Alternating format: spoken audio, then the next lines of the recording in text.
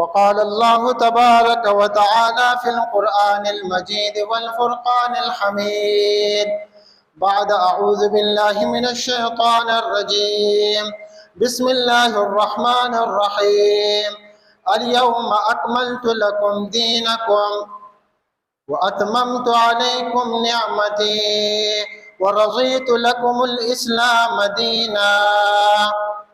ہر قسم کے حمد و ثنا، تعریفات، تحمیدات، کبریائی، بڑائی، بزرگی اللہ وحدہ لا شریک کے لیے ہے، جو تنہا اس کائنات کا خالق ہے، مالک ہے، رازق ہے، وحدہ لا شریک ذات ہے، اپنی ذات اور تمام صفات میں لا شریک ہے۔ ہم انسانوں اور جنوں کی ہدایت کے لیے آسمان سے کتابیں نازل فرمائی ہیں اور اپنے پیارے بندوں کو رسول بنا کر بھیجا ہے۔ کتابوں کا سلسلہ قرآن مجید فرقان حمید پر مکمل فرمایا ہے اور رسولوں کا سلسلہ ہمارے اور آپ کے پیارے پیغمبر محمد الرسول اللہ صلی اللہ علیہ وآلہ وسلم پر مکمل فرمایا ہے۔ مختصر حمد و صلوات کے بعد آج ماہ ربیع الاول کی 5 تاریخ ہے۔ آج کے خطبہ میں ہم بہت ہی اختصار کے ساتھ محبت رسول صلی اللہ علیہ وسلم اور عید میلاد النبی کی شرعی حیثیت کے حوالے سے مختصراً گفتگو کریں گے۔ اللہ تعالی ہمیں حق بیان کرنے اور حق پر عمل کرنے کی توفیق عطا فرمائے۔ عزیز سامعین اکرام، نبی کریم رحمت للعالمین صلی اللہ علیہ وسلم سے محبت ہمارا ایمان ہے، اور اس محبت کے بغیر ایمان کا تصور ہی نہیں ہے، لیکن اس محبت کا تقاضا یہ ہے کہ اس رسول کی اطاعت کی جائے، اس کی پیروی کی جائے، اس کے بتائے ہوئے راستے پر انسان چلے، نہ یہ کہ اپنی منمانی کرے، اپنے خواہشات پوری کرے اور اس کو انسان دین کا نام دے، تو ایسا ہرگز نہیں۔ دین تو وہ ہے جو ہمارے نبی کریم رحمت للعالمین صلی اللہ علیہ وسلم پر نازل ہوا ہے، اور الحمدللہ ہمارے نبی صلی اللہ علیہ وسلم پر مکمل دین نازل ہوا ہے، اس میں کوئی کمی بیشی نہیں ہے۔ قرآن مجید فرقان حمید میں اللہ سبحانہ وتعالیٰ نے فرمایا ہے الیوم اکملت لکم دینکم، آج کے دن میں نے تمہارے لیے تمہارے دین کو مکمل کر دیا ہے۔ اللہ نے باقاعدہ اعلان کر دیا کہ جو دین محمد الرسول اللہ صلی اللہ علیہ وسلم پر نازل ہو رہا ہے وہ مکمل ہو گیا ہے، وہ مکمل دین ہے۔ وَأَتْمَمْتُ عَلَيْكُمْ نِعْمَتِي، اور فرمایا کہ میں نے اپنی نعمت تم پر مکمل کر دی ہے۔ وَرَضِيتُ لَكُمُ الْإِسْلَامَ دِينًا، اور اللہ فرماتا ہے کہ میں تمہارے لیے اسلام کے دین ہونے پر راضی ہوں، کہ تمہارا دین، تمہارا طریقہ، تمہارا مذہب کیا ہے؟ اسلام ہے۔ ہمارے اور آپ کے پیارے پیغمبر محمد الرسول اللہ صلی اللہ علیہ وسلم مکمل دین لے کر آئے ہیں، سبحان اللہ، مکمل دین۔ ایک بھی ایسی بات نہیں ہے کہ جس کی وضاحت دین میں نہ ہو، ایک بھی ایسا کام نہیں ہے کہ جس کے بارے میں واضح ہدایات موجود نہ ہو۔ اگر آپ کو معلوم نہیں، کسی عالم سے پوچھ لیجئے، اس کے علم میں نہ ہو تو اس سے زیادہ جاننے والے سے آپ پوچھ لیجئے، لیکن ہر ایک بات کی وضاحت ہوگی، مکمل ہدایات ہوں گے، کیونکہ اللہ تعالیٰ نے فرمایا ہے کہ آج میں نے تمہارے لیے تمہارا دین مکمل کر دیا ہے، تو مکمل دین ہے، اور اپنی نعمت تم پر پوری کر دی ہے، اور تمہارے لیے اسلام کو بطور دین پسند کر لیا ہے۔ اور یہ جو آیت مبارکہ ہے یہ کہاں نازل ہوئی ہے؟ موقع کون سا تھا؟ کون سی جگہ تھی؟ کون سا وقت تھا؟ کب آیت نازل ہوئی؟ کہاں آیت نازل ہوئی؟ کیسے آیت نازل ہوئی؟ ہر ایک بات کی وضاحت ہے۔ دین تو اللہ تعالیٰ نے محمد الرسول اللہ صلی اللہ علیہ وسلم پر نازل فرمائے، اور وہ دین کیا ہے؟ دین اسلام ہے، اور وہ مکمل دین ہے، اور وہ آیت جس میں تکمیل دین کا اعلان ہے حجۃ الوداع کے موقع پر نازل ہوئی۔ رسول کریم رحمت للعالمین صلی اللہ علیہ وسلم پر میدان عرفات میں نازل ہوئی ہے، اور یہ مکمل دین جس کی تکمیل کا اللہ تعالیٰ نے میدان عرفات میں حجۃ الوداع کے موقع پر اعلان کر دیا۔ یہ مکمل دین اللہ کے رسول صلی اللہ علیہ وسلم نے صحابہ تک پہنچایا ہے، پورا دین اسلام پہنچایا ہے۔ اس میں ایسی ایک بات بھی نہیں چھوڑی ہے کہ جو بعد میں کوئی آنے والا آئے گا وہ اس کی وضاحت کرے گا، وہ دین کو مکمل کرے گا، فلاں امام صاحب ہوں گے، فلاں فقیہ ہوں گے، فلاں عالم ہوں گے، فلاں مجتہد ہوں گے۔ نہیں، جتنے علماء ہیں، ائمہ ہیں، ان کے اپنے اپنے مقامات ہیں، اللہ نے ان کو مقام دیا ہے، لیکن دین ان پر نازل نہیں ہوا۔ دین، مکمل دین محمد الرسول اللہ صلی اللہ علیہ وسلم پر نازل ہوا۔ عالم تو اسی دین کو جان لے گا، پہچان لے گا، سیکھ لے گا، آگے اس کی تشریح کر دے گا۔ اس میں کوئی نئی بات اپنی طرف سے ایڈ نہیں کر سکتا، کیونکہ یہ مکمل دین ہے، اس میں کسی کمی بیشی کی کوئی گنجائش نہیں ہے۔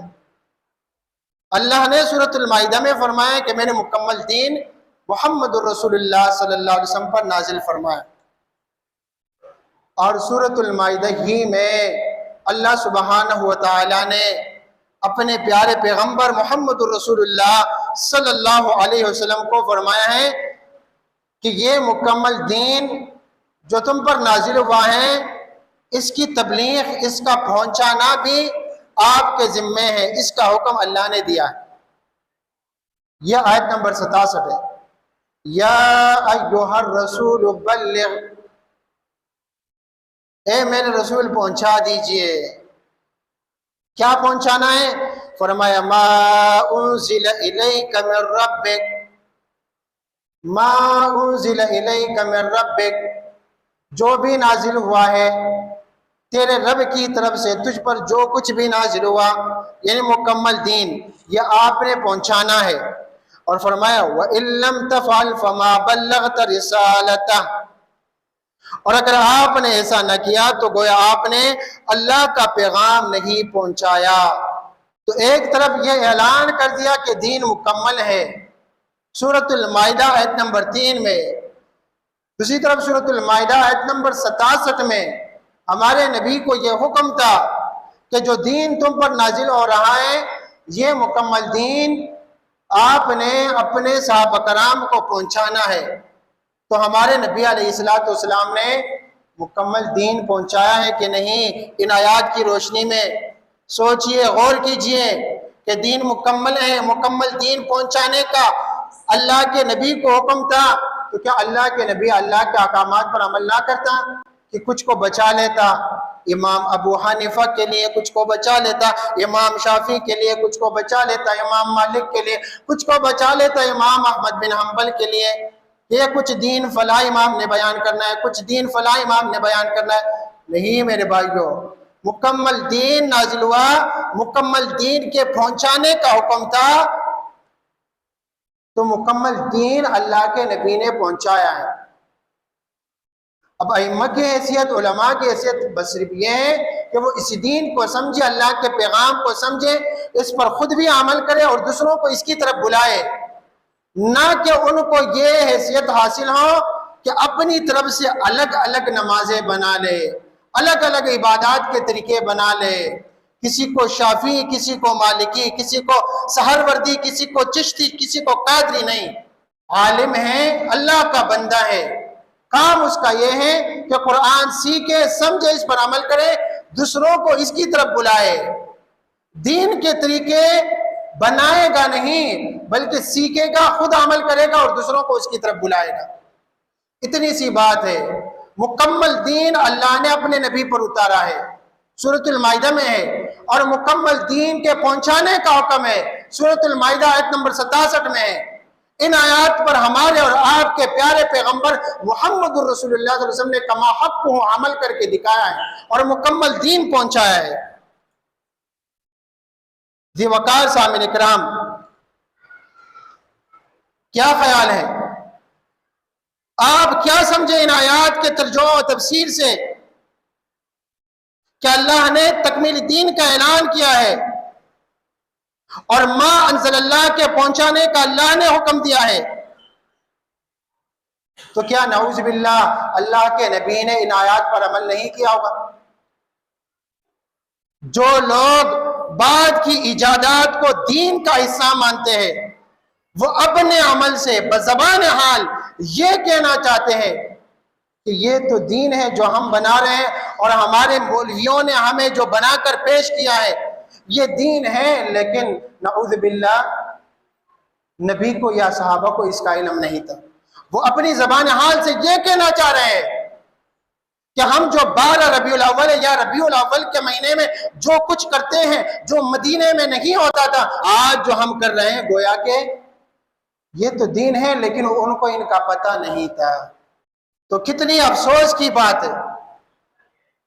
پھر جب ہم انہیں سمجھاتے ہیں کہ رسول اللہ صلی اللہ علیہ وسلم سے محبت ایمان ہے، ایمان کا حصہ ہے، اس محبت کے بغیر کوئی شخص مومن نہیں بن سکتا، لیکن جس طرح صحابہ کرام رضوان اللہ علیہم اجمعین نے یہ محبت کر دکھایا ہے، اور جس طرح رسول اللہ صلی اللہ علیہ وسلم نے عمل کر کے دکھایا ہے، اسی کے مطابق عمل کرنا ہوگا۔ تو وہ آگے سے کیا کہتے ہیں؟ کہتے ہیں کہ ہمیں بھی یہ علم ہے کہ نہ قرآن میں اور نہ حدیث میں ہمارے ان کاموں کا کوئی ثبوت ملتا ہے ہمیں، نہ صحابہ کرام کے عمل سے، لیکن ہم جو یہ کر رہے ہیں یہ ہم محبت کے نام پہ کر رہے ہیں، ہمارے دلوں میں محبت ہے، محبت۔ تو یہ بھی اپنے اس دعوے میں جھوٹے ہیں۔ کیوں؟ اس لیے جھوٹے ہیں کہ سب سے بڑھ کر محبت کرنے والا کون؟ اللہ کے رسول سے ابو بکر صدیق، سب سے بڑھ کر محبت کرنے والا کون؟ عمر فاروق، عثمان غنی، علی المرتضی، سارے صحابہ کرام رضوان اللہ علیہم اجمعین۔ تو جب انہوں نے یہ کام نہیں کیے ہیں محبت کے نام پہ، تو تم یہ اعمال کر کے کیا ثابت کرنا چاہتے ہو؟ گویا کہ تم محبت میں صحابہ سے آگے نکل گئے ہو، نعوذ باللہ۔ رسول اللہ صلی اللہ علیہ وسلم نے جو کام کیا، رسول اللہ صلی اللہ علیہ وسلم نے جس بات کی طرف دعوت دی، صحابہ کرام نے جو کر کے دکھایا وہ دین ہے۔ اس کے علاوہ جو کام رسول اللہ صلی اللہ علیہ وسلم سے ثابت نہ ہو، صحابہ کرام سے ثابت نہ ہو، وہ ہرگز دین نہیں ہو سکتا۔ سورۃ النساء کی آیت نمبر 115 میں اللہ سبحانہ وتعالی ارشاد فرماتا ہے وَمَن يُشَاقِقِ الرَّسُولَ مِن بَعْدِ مَا تَبَيَّنَ لَهُ الْهُدَىٰ وَيَتَّبِعْ غَيْرَ سَبِيلِ الْمُؤْمِنِينَ نُوَلِّهِ مَا تَوَلَّىٰ وَنُصْلِهِ جَهَنَّمَ وَسَاءَتْ مَصِيرًا۔ اور جو رسول اللہ صلی اللہ علیہ وسلم کی مخالفت کرے اس کے بعد کہ اللہ نے ہدایت کو بالکل واضح کر دیا ہے، جو بھی ثواب کے کام ہے سارے قرآن و حدیث میں ہیں، تو آپ نے جو کچھ عمل کر کے دکھانا ہے، جو عمل کرنا ہے، قرآن کی آیت سے ثابت کیجئے، رسول اللہ صلی اللہ علیہ وسلم کی حدیث سے ثابت کیجئے۔ اگر رسول اللہ صلی اللہ علیہ وسلم کی حدیث سے، صحابہ کے عمل سے ثابت نہیں کر سکتے، پھر بھی آپ مخالفت کرتے ہیں، تو یہ دین نہیں ہے۔ یہ اپنے لیے الگ الگ راستے بنانا ہے دین میں، اور اپنے لیے الگ الگ راستے بنانا دین میں ثابت نہیں۔ اللہ نے فرمایا وَيَتَّبِعْ غَيْرَ سَبِيلِ الْمُؤْمِنِينَ، جو ایمان والوں کے راستے کے علاوہ کوئی اور راستہ اپنائے۔ یہاں ایمان والوں سے مراد کون ہے؟ صحابہ کرام رضوان اللہ علیہم اجمعین۔ اور صحابہ کرام کا راستہ کون سا تھا؟ ما انا علیہ و اصحابی، رسول اللہ صلی اللہ علیہ وسلم کی حدیث کے مطابق، کہ جو رسول اللہ صلی اللہ علیہ وسلم کا عمل، جو صحابی کا عمل، جو قرآن و حدیث سے ثابت ہو، جو اس راستے کو چھوڑ کر اپنے لیے الگ سا راستہ بنانا چاہے، تو اللہ نے فرمایا نُوَلِّهِ مَا تَوَلَّىٰ، ہم اسے پھیر دیں گے اس طرف جس طرف وہ پھیرنا چاہے، ہم اسے دین سے پھیر دیں گے جس طرف وہ اسے پھیرنا چاہے۔ ایسا شخص پھر دین کے قریب بھی آنا چاہے اس کے لیے مشکل ہو جاتا ہے۔ یہ دل جو ہوتے ہیں کہ اللہ تعالیٰ کی انگلیوں کے درمیان میں، جیسا کہ اس کے شان کے لائق ہوتا ہے، بغیر کسی تشبیہ اور بغیر کسی تمثیل کے، اور اللہ تعالیٰ جیسے چاہے پھیر دیتا ہے۔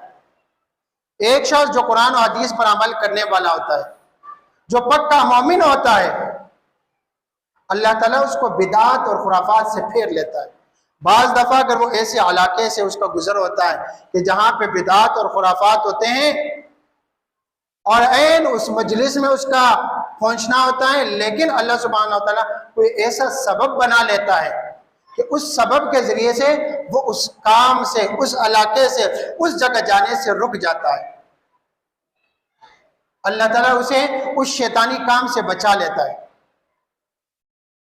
اسی طرح ایک شخص جو شیطان کا پیروکار ہو اور جس کے سارے کام شیطانی ہو، وہ بعض دفعہ اگر کوئی اچھا کام کرنا چاہے، مسجد میں آنا چاہے، تو درمیان میں کوئی رکاوٹ، کوئی مسئلہ، کوئی بیماری، کوئی کام ایسا واقع ہو جاتا ہے کہ اس کا آنا پھر اس کے لیے مشکل ہو جاتا ہے۔ کیوں؟ ایسا شخص ازلی بدبخت ہوتا ہے۔ تو اللہ نے فرمایا نولہ، ہم اسے پھیر دیں گے، ما تولا، جس طرف وہ پھیرنا چاہے، ونصلہ جہنم، اور اسے داخل کریں گے کہاں؟ جہنم میں، وساءت مصیرا، جو بہت ہی بری جگہ ہے۔ جو رسول صلی اللہ علیہ وسلم کی مخالفت پہ تل گیا، اس کے بعد کہ اس پر ہدایت واضح ہو چکی اور اہل ایمان کے راستے کے سوا کوئی دوسرا راستہ اختیار کریں، تو اللہ فرماتا ہے کہ ہم بھی اس کو اسی طرف پھیر دیتے ہیں جس طرف اس نے خود رخ اختیار کر لیا ہو، اور ہم اسے پہنچائیں گے جہنم میں، اور وہ بہت ہی بری جگہ ہے لوٹنے کی۔ ذی وقار سامعین کرام، دین میں کوئی مشکل نہیں، دین اسلام میں کوئی پیچیدگی نہیں، بالکل صاف واضح دین ہے، روز روشن کی طرح عیاں ہے۔ حجۃ الوداع میں، یعنی رسول اللہ صلی اللہ علیہ وسلم کی زندگی کا جو آخری حج ہے، جسے حجۃ الوداع کہا جاتا ہے، اس میں ہمارے رسول کریم رحمت للعالمین، امام اعظم، امام الانبیاء، محمد الرسول اللہ صلی اللہ علیہ وسلم نے ایک فصیح و بلیغ خطبہ ارشاد فرمایا، اور اسی خطبہ کے آخر میں ہمارے اور آپ کے پیارے پیغمبر محمد الرسول اللہ صلی اللہ علیہ وسلم نے صحابہ کرام سے اپنی مسئولیت کے بارے میں پوچھا۔ کیوں اپنی مسئولیت کے بارے میں پوچھا؟ یہ رسول اللہ صلی اللہ علیہ وسلم کی زندگی کا آخری حج ہے، جسے حجۃ الوداع کہا جاتا ہے، اور اسی موقع پر اللہ تعالیٰ کی طرف سے آیت نازل ہوئی ہے کہ دین مکمل ہوا ہے۔ تو اسی مناسبت سے اللہ کے رسول صلی اللہ علیہ وسلم نے صحابہ کرام کا میدان عرفات میں ایک بہت ہی بڑا جمع غفیر تھا، 1,00,000+ صحابہ کرام میدان عرفات میں موجود تھے، اور تمام صحابہ سے رسول اللہ صلی اللہ علیہ وسلم نے یہ کہا کہ کیا میں نے تم لوگوں کو اللہ کا دین مکمل طور پر پہنچایا ہے کہ نہیں؟ یہ کیوں پوچھا؟ یہ ہمارے اور آپ کے پیارے پیغمبر محمد الرسول اللہ صلی اللہ علیہ وسلم کی ذمہ داری تھی کہ دین ایک ہے، ہم ایک رسول کے متبع ہیں، ہمارا مذہب ایک ہے اسلام، ہمارے مذہب 4 نہیں 12 نہیں، ہمارے مذہب 4 نہیں اور ہمارے مذہب 12 نہیں، ہمارا مذہب ایک ہے، دین اسلام۔ اور محمد الرسول اللہ صلی اللہ علیہ وسلم نے اس ایک دین کے بارے میں صحابہ کرام کے جمع غفیر سے فرمایا کہ کیا میں نے تم لوگوں کو اللہ کا دین پہنچایا ہے مکمل طور پر کہ نہیں؟ تو صحابہ کرام نے کیا جواب دیا؟ نشہد انک قد بلغت وَأَدَيْتَ وَنَصَحْتَ، ہم اس بات کی گواہی دیتے ہیں کہ اے اللہ کے رسول صلی اللہ علیہ وسلم، آپ نے مکمل دین پہنچایا ہے ہمیں، آپ نے اس کا حق ادا کر دیا ہے، اور آپ نے نصیحت مکمل کر دی ہے، ہم اس بات کی گواہی دیتے۔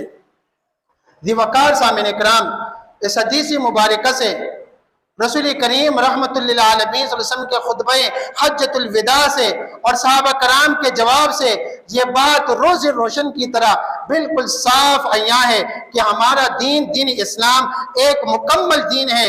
دین کی تکمیل کے بعد اگر کوئی نیا کام ایجاد کرتا ہے، اسے دین کا حصہ سمجھتا ہے، لوگوں کو اس کی طرف بلاتا ہے، اس کے خود ساختہ اجر و ثواب بیان کرتا ہے، تو وہ ہرگز دین کا کام نہیں بن سکتا، کیونکہ صحیح بخاری اور صحیح مسلم میں حدیث ہے، ہمارے اور آپ کے پیارے پیغمبر محمد الرسول اللہ صلی اللہ علیہ وسلم نے فرمایا ہے، من عمل عملا، جس نے کوئی ایسا کام کیا یا جو کوئی ایسا کام کرتا ہے، چاہے وہ روزانہ کرتا ہے، چاہے وہ ہر سال کرتا ہے، لیس علیہ امرنا، لیکن اس پر ہمارا امر نہیں، اس پر ہمارا حکم نہیں، ہم نے اس کا حکم نہیں دیا ہے کہ تم نے ہر سال یہ کام کرنا ہے۔ جب ہمارا حکم نہیں تو رسول اللہ صلی اللہ علیہ وسلم نے فرمایا فَهُوَ رَدٌ، وہ عمل کیا ہے؟ مردود ہے۔ یہ صحیح بخاری اور صحیح مسلم کی حدیث، یعنی وہ عمل پھر باطل ہے۔ تو یہ کسی عالم کا فتویٰ نہیں بلکہ خود رسول کریم رحمت للعالمین صلی اللہ علیہ وسلم کا فرمان عالی شان ہے۔ ذی وقار سامعین کرام، رسول کریم صلی اللہ علیہ وسلم کی زندگی میں ہر سال یہ ربیع الاول کا مہینہ آیا ہے، اور رسول اللہ صلی اللہ علیہ وسلم کے زمانے میں جو ربیع الاول کا مہینہ آتا تھا، کیا اس ربیع الاول میں 12 تاریخ نہیں ہوتی تھی؟ کہ آج کے ہمارے دور کے ربیع الاول میں تو 12 ربیع الاول آتا ہے، لیکن رسول اللہ صلی اللہ علیہ وسلم کے زمانے میں جو ربیع الاول کا مہینہ آتا تھا اس مہینے میں 12 تاریخ نہیں آتی تھی کیا؟ یقیناً اس ربیع الاول میں بھی 12 تاریخ تھیں، لیکن آج جو کام دین کے نام پر ہوتا ہے یہ سارے کام نہ اس ربیع الاول نہ اس 12 تاریخ کو، کسی بھی ربیع الاول میں اس قسم کے جلوس اور پھر گانوں کے طرز پہ نعتیں پڑھنا صحابہ کرام سے ثابت نہیں، اور پھر گانوں کے طرز پر نعتیں پڑھتے ہیں اور پھر اس میں ڈانس بھی کرتے ہیں اور اسے دین کا نام دیتے ہیں کہ یہ دین ہے اور یہ خوشی ہے، اپنی خوشی کا اظہار ہے۔ میرے بھائیوں، رسول اللہ صلی اللہ علیہ وسلم کی ولادت مناتے ہو تو کیا کرو؟ روزہ رکھو۔ رسول اللہ صلی اللہ علیہ وسلم نے اپنی ولادت کی خوشی منائی ہے لیکن شکرانے کا روزہ رکھا ہے، اور جب روزہ رکھو گے تو ان بدعات سے، خرافات سے، جلسے جلوس سے اور پھر گانوں کے طرز پہ نعتیں پڑھنے سے اور پھر ڈانس سے بچ جاؤ گے۔ رسول اللہ صلی اللہ علیہ وسلم نے روزہ رکھا، اور صرف ربیع الاول میں نہیں، اور 12 ربیع الاول کی تاریخ بھی مقرر نہیں کی، بلکہ ہر پیر کے دن اور جمعرات کے دن روزہ رکھا کرتے۔ اور جب پوچھا گیا پیر کے دن کے بارے میں تو رسول اللہ صلی اللہ علیہ وسلم نے پیر کے دن کے بارے میں فرمایا کہ پیر کے دن روزہ اس لیے رکھتا ہوں کہ پیر کے دن میری ولادت ہوئی ہے۔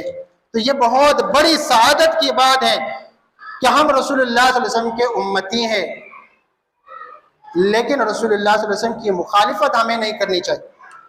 جو کام ان سے ثابت نہ ہو ہم اسے دین نہیں کہہ سکتے۔ اللہ نے فرمایا فَلْيَحْذَرِ الَّذِينَ يُخَالِفُونَ عَنْ أَمْرِهِ، ڈرنا چاہیے ان لوگوں کو جو اللہ کے رسول کی مخالفت کرتے ہیں، ان تصیبہم فتنہ، کہ انہیں ایک فتنہ پہنچے گا، او یصیبہم عذاب علیم، یا انہیں دردناک عذاب پہنچ جائے گا۔